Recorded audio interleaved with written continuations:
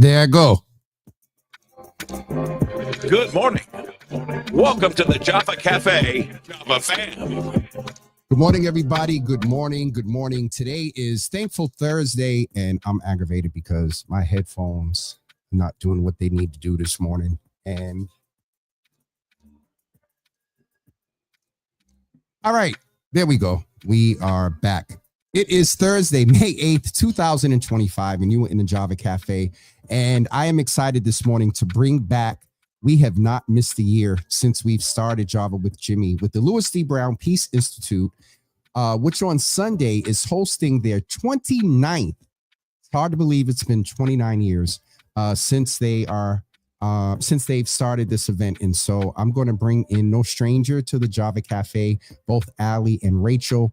I appreciate both of them because if it wasn't for them, all the wonderful stuff we're getting ready to do next Saturday, just a shameless plug.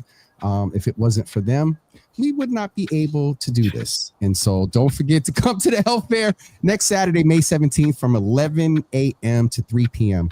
But the Louis D. Brown Peace Institute and I have been in partnership since 2020, and I really appreciate it. So I'm going to go by order of the screen. Rachel, if you could say good morning first, introduce yourself, and then Allie, you as well. And then I'm going to ask both of you to describe the state of peace generally, out whatever context you would, national, local, to describe it in one word. Good morning, Rachel Rodriguez, and I am co-executive director of the Louis D. Brown Peace Institute. And I'm so glad it's a Thankful Thursday because I am so glad to and thankful to serve in this role with my co-executive director, Alexandra. And Allie, we're getting ready to bring you on to say good morning as well. So greet the people. And well, we'll come back in a minute, Rachel, because you didn't give me a word. Allie, good morning. Good morning, everybody. You know, Java's known me for a long time because he's calling me Allie. That's okay. That's okay. We're family. I'm another co-executive director at the Peace Institute along with Rachel. The state of peace for me today is internal. Peace is internal. Okay. And we are going to come back. And Rachel, did you give me your word? No, other than just repeating, I am so thankful. Oh, thankful. Okay, so thankful. But I think peace has a lot to do with gratitude, so we'll go with that. Okay, we'll get ready to go there. And so before we get into making sure people have the information about a Sunday, not next Sunday, this Sunday, I'll be honest with you. You know, there is this debate about, Boston numbers are down, violence is down and whatnot. And I had the thought when getting ready to prepare for the show, I thought it was important for you to let the community know that though numbers may look one way, are y'all still serving? Are y'all still active? Allie, I'll start with you here. Yeah. Tell us about the work that still continues despite what numbers look like. Yeah, that's a beautiful question. And I appreciate you asking it because that is what we hear often is that Boston, the numbers are down. We are the safest city in the country right now. And the reality is, while those numbers are real, there are some of us who are survivors and we will be survivors forever, which means that the impact of those losses will be forever. So, while we are still working with even new families who are coming, newly bereaved homicide families, we're still thinking about and connecting with the families who've lost someone decades ago. My brother was murdered in 1993. And as a survivor, I will never stop needing services. The impact remains. The impact continues. Every time there's a new lead in a homicide investigation, every time somebody is released from incarceration due to a homicide, every time somebody is exonerated due to a homicide, that impact comes back up and it doesn't go away. And so for us, the answer to something working well is not to stop doing it. It's to keep doing it until we're at 100%. Absolutely. I'm going to go to Rachel in a second, but what I heard from you there was, some years ago, I got introduced to the Peace Institute a long time ago. And it was the buttons and what Clementina Sherry was doing in getting a guide for a funeral and whatnot. So I'm just going to blatantly ask, does the Peace Institute do more than make buttons and give funeral guides? That Peace Institute does so much more than make buttons and funeral guides. The buttons and funeral guides are our history. That's how we started. It's something tangible that we could give to families. And while we still, offer that, we offer it in a different way now. There are so many folks in our network who do funeral programs and buttons now, and so we let them handle that. For us, we are working with families in the immediate aftermath of a homicide using a tool that we've developed, our CEO developed, called the Survivor's Burial and Resource Guide. We're walking families step by step what to do after receiving death notification. And there is no other organization that is walking with families in that immediate aftermath, just making sure they are burying their loved one with dignity, respect, and compassion. And then we're sticking with folks ongoing through their healing journey. And we're working with them, advocating with them through the different systems that they now have to navigate. And then we activate survivors on a statewide level. We have a statewide Survivors of Homicide Victims network, and that network informs, influences, and impacts public policy. So we're sticking with survivors throughout their entire journey. Absolutely. I am glad to hear that, because I want to, be sure with everything that's going on at the federal level, state level, and impact, some of these initiatives that our city, our state, and through federal Department of Justice, Health and Human Services, things are interesting. And so I want to make sure that folks know the importance of the immediacy and the follow through and the hand holding. And so, Rachel, anything you want to contribute to what Ali said? And then also, if you could talk a little bit, because it's not just reactive and response. There's work that the Peace Institute does to promote peace before our young people and some of our older people get to a choice where they feel they have no other choice but to shoot. And so anything you want to add to what Ali said, Rachel, and then talk to us about the programming preventatively. And then, just because I'm familiar, you all do work with families that helps along the journey. Yep. So we say we do our work in 3 pillars: on the family level, society, and community. And Alexandra talked a lot about on the family. That's the direct services that we're providing. You're right. It's not only responding to homicides. We're also working with families and also people coming home from incarceration and families impacted by having their loved one be incarcerated. We are an organization that works with families on both sides of homicide. We believe in order for change to happen, everybody has to be involved. And for us, that is prevention. And we also where the Peace Institute started, and even where I started in this work 19 years ago, was with young people. We kind of got away from that over the years because of the need for a response. But we are like full throttle back into working with young people. We're in a lot of schools now. We're doing a lot of art activation, including our young people, so that their voices and their vision for community and peace and healing can be at the forefront, and finding ways that we can follow their lead. And we call that work Generation Peace, because we're working to foster this generation who's here right now that can grow up and can really experience living and experiencing peace.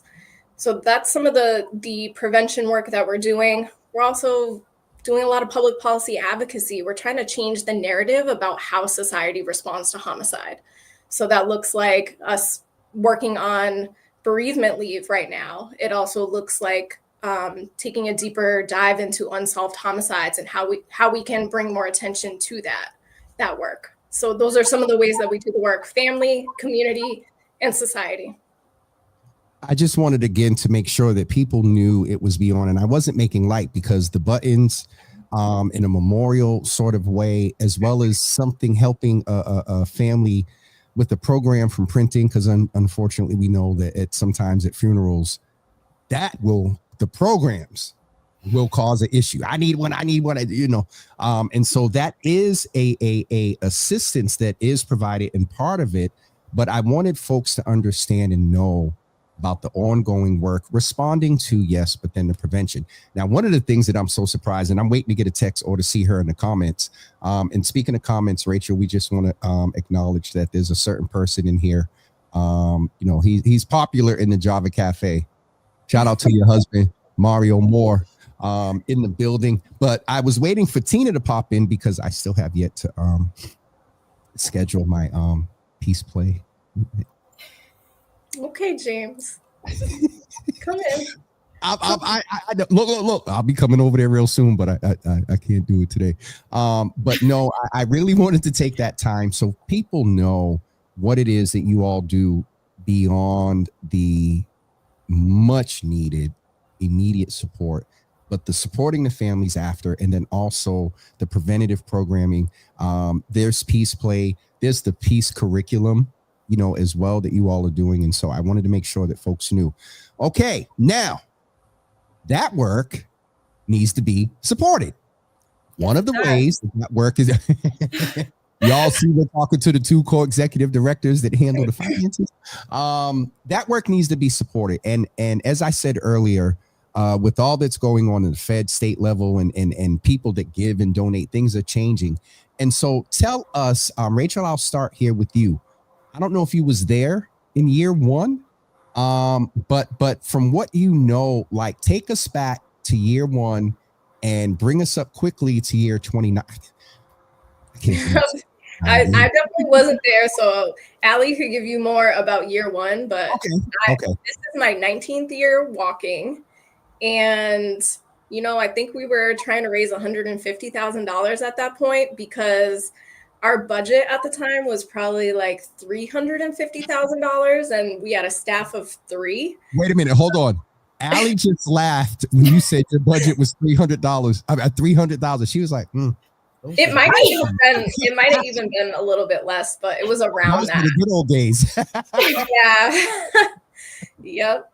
But we have a big, beautiful team that, we need to pay, and we need to pay well.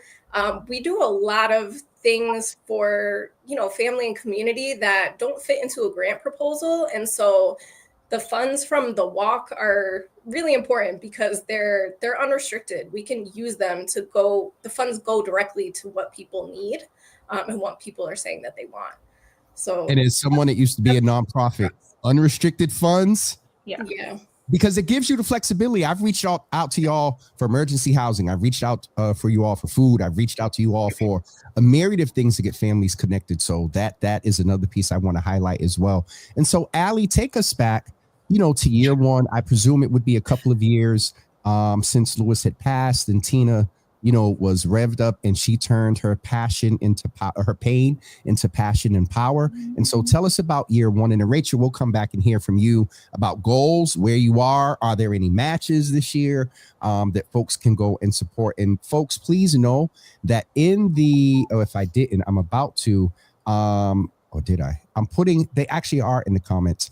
I put the link to the Mother's Day Walk for Peace in the comments. And so you can go there, get all the information, look at the route. If you're not marching, you want to come outside, ring a bell, hit a pot, do something. And so, Allie, take us back to year one. Oh my God, year one, I was a baby, y'all. So I don't know if I remember much more, but year one was the year where, I started to share my family with the world, I think.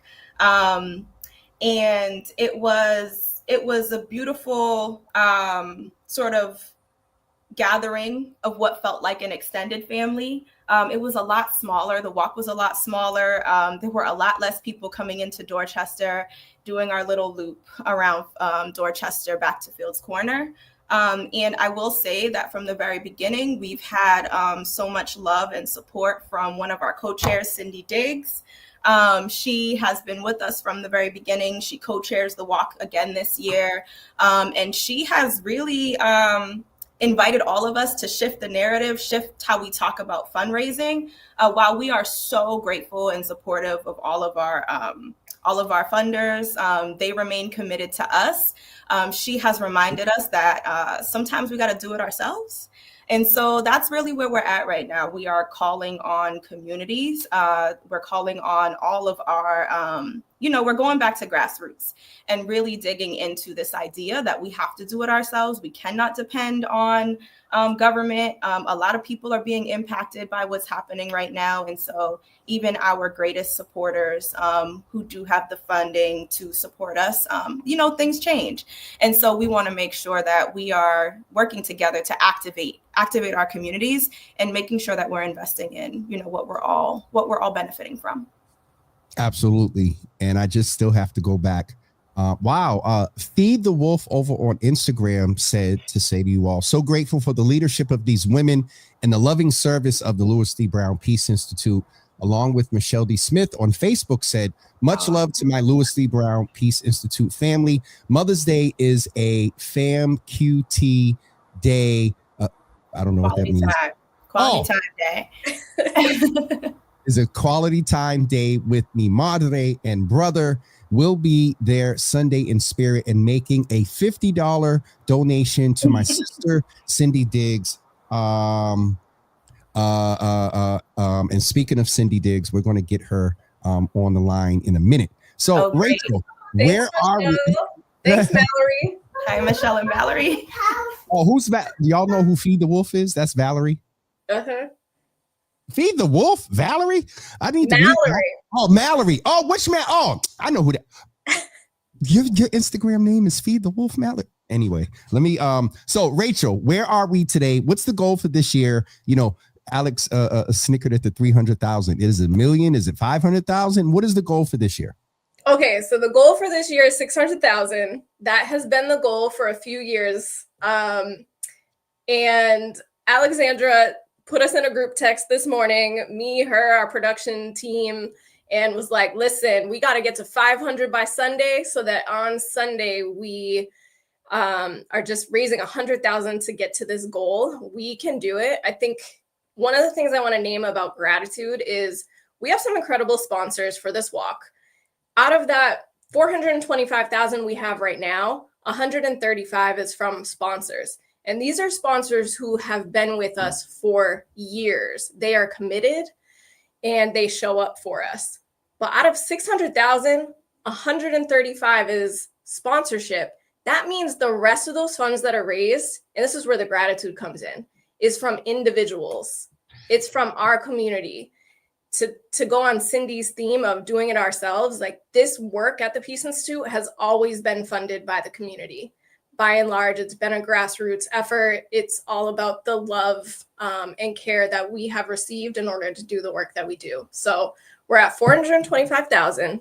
We're trying to get to 75K by Saturday. So we need your help. We appreciate every single dollar. There's no, big or small donation. It is all really, really important. Well, speaking of Cindy Diggs, Cindy.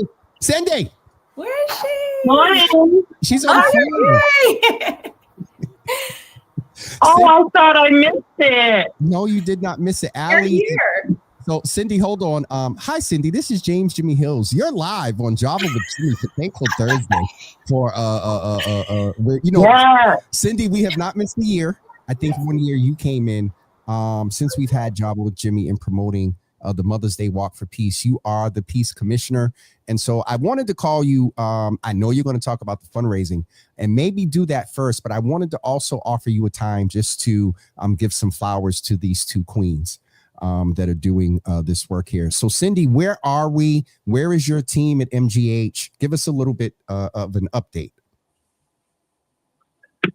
So, as you know, I have been the co-chair of the walk for the past 3 years. This is my 4th year. And we are now MGB, Team MGB, and we are the #1 team.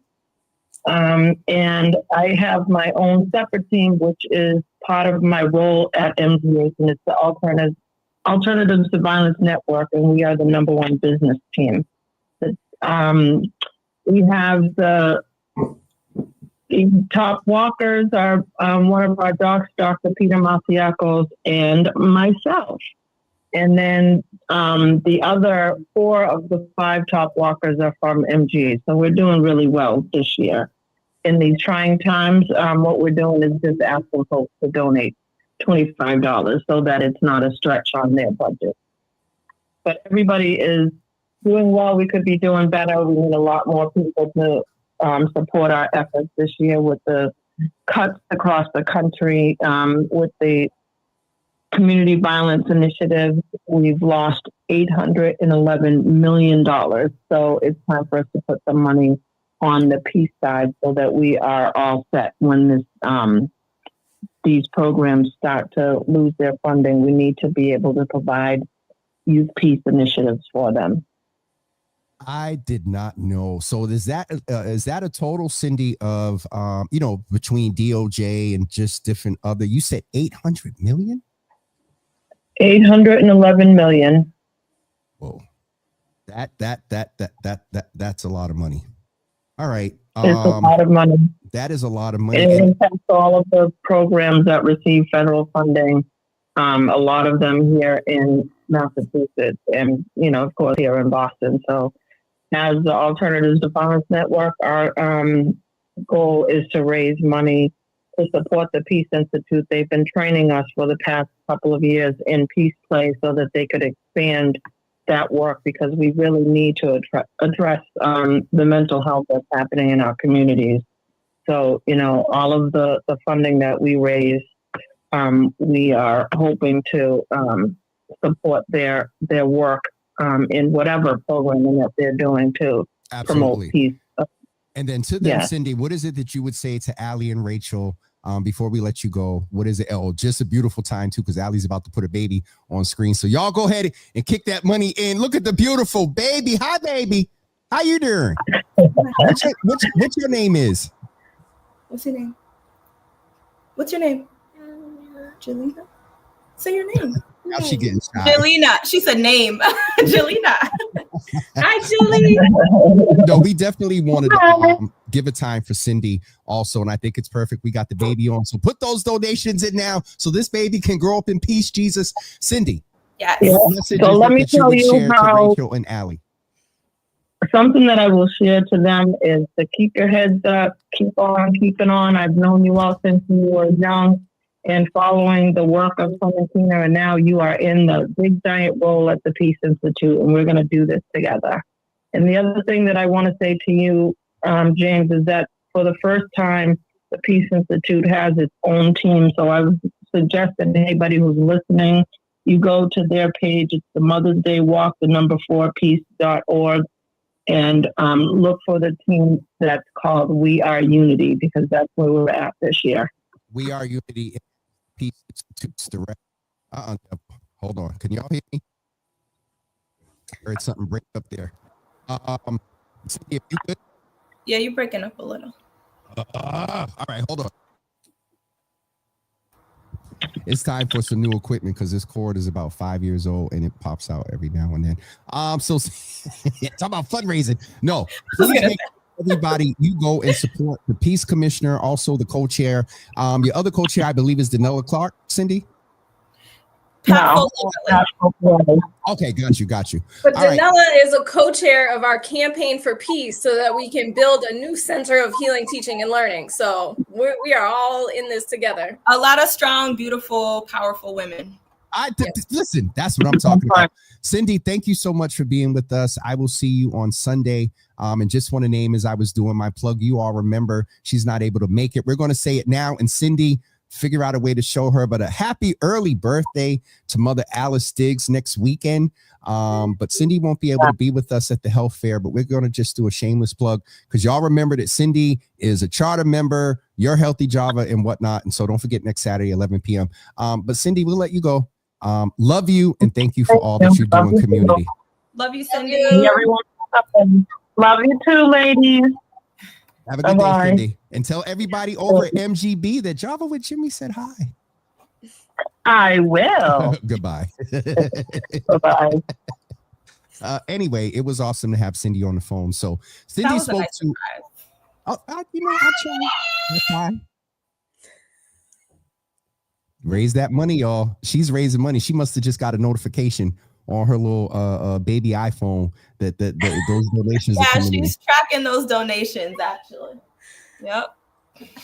All right, I'm going to get ready to let y'all go. But listen, everyone, are there any changes in the in the route this year? Because Allie, when she was talking about it, she said our first little circle around Dorchester. We did a little loop. Yeah, we did a little loop. I didn't know you were so shady, Allie. Oh my God. A little loop.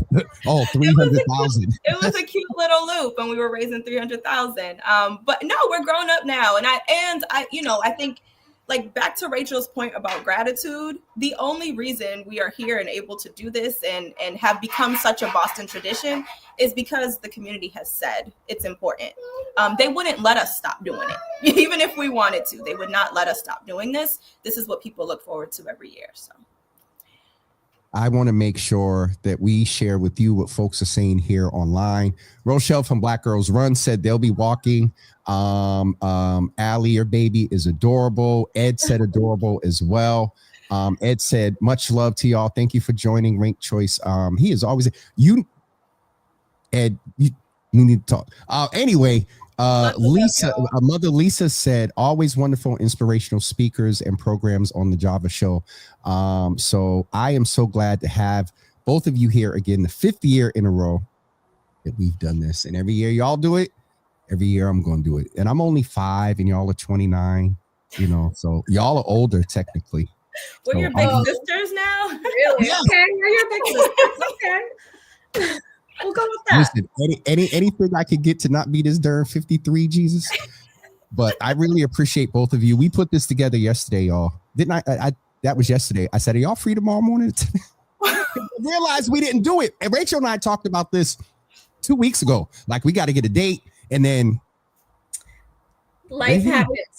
Life happens, and we're here. But even in that, life happens, and a lot of life happening, community and listeners, it sometimes does involve homicide. Peace Institute saw a lot of people through the journey of losing people also during COVID. You all don't deny if somebody comes in and says, oh, I lost someone to cancer or whatever. Y'all don't say, oh, they didn't get shot, so we can't help you. Y'all help everybody. Yeah, what we're at least doing is trying to make sure we help people find. If we're not the ones directly serving them, we want to at least make sure we're connecting them to something that's out there. There's always something out there, So definitely. Yeah. Yep. Any last words, Rachel? Just looking forward to seeing everybody on Sunday. We know that it's a bittersweet day. It's a day filled with joy. Alexandra said this yesterday to our staff, and maybe you can say it better. Just everybody's in different places, but we're all there together in unity. Did she say it right, Allie? She said it. She summed it up. For us as staff, it's us remembering that we're responsible for all 5,000 people that are out there, and to remind everybody who's out there that we're responsible for. Okay, you come on up here. Hold on. I have to bring the baby up. On screen. This is a young influencer in the training. She can give the last word. But it's just important for all of us to remember that we're responsible for each other. And just to remember we're all coming in with a lot. So all right. Hi, Dizzy. Hi, my niece. You say hi to Mr. Dama. Hi, Java. Yeah, wait a minute. Hold on. Have her say that again. I need to clip that. All right. Say hi to Java. Hi, Java. You about to go viral, girl. Thanks, Jilly. We gotta at least get, 25,000 for your appearance. Come on. Mom. Oh God! Listen, don't start. She said the loop. The loop is a little different from last year. It's a little bit shorter, so it's a 5K now, and you can go on the website mothersdaywalkforpeace.org, and there's day of details. You can see the whole route, but it's 3.2 miles instead of 4 something last year, so a little shorter. Not the little loop, but a 5K. It's not the little loop, but it's a little bit bigger loop. Okay, all right. And I want to say, brother Milton DeSota is in the building. What's up, Milton? I'm sure we'll see you on Sunday as well.